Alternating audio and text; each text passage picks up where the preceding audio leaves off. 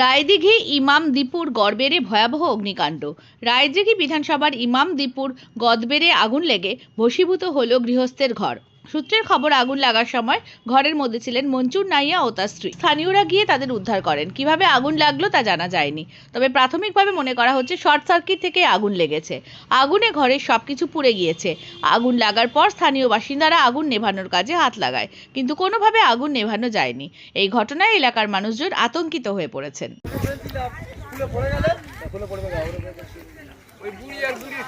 ভাত খেয়ে শুয়েছিল, তা আমরা বাড়িতে শুয়েছিলাম, ঠিক আছে। তারপরে এসে দেখছি ওটুকু আগুন লেগে গেছে। সব তাড়াহুড়ি করে আমার শাশুড়ি আমি বার করে নিয়েছি, যতটা পারি বেঁচে নিয়েছি।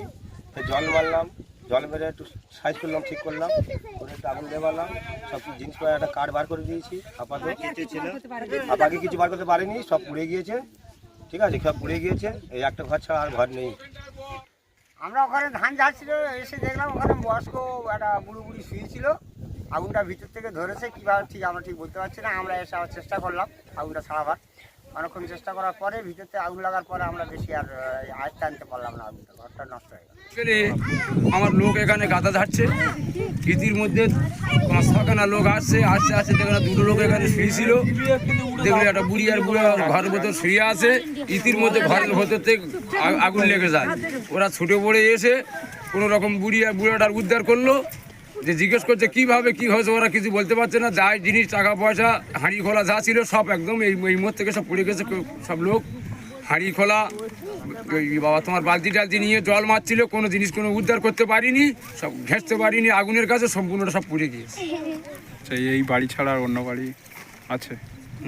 বয়স্ক লোকেদের এই বাড়ি ছাড়া অন্য না, এই বাড়ি ছাড়া আর অন্য কোনো বাড়ি নেই।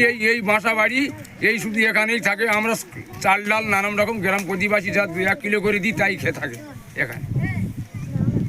এখন তারা তো এখন থাকার বন্ধ ব্যবস্থা করতে গেলে এবারে প্রধান পঞ্চায়েত মেম্বার আছে, সবাই মিলে উদ্ধার টানা যদি করে থাকতে পারবে না, তো ফুটপাথের উপরে থাকতে হবে।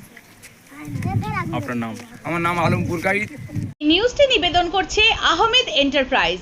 স্থান মগরাহাট সেনপাড়া মোড়। কলকাতার থেকে কম দামে পেয়ে যাবেন আধুনিক ডিজাইনের মার্বেল, টাইলস, গ্রানাইট, রং, স্যানিটারি পাইপ লাইনের যাবতীয় সামগ্রী। শীঘ্রই চলে আসুন, যোগাযোগ করুন এই নাম্বারে 9734016596, 8926036616।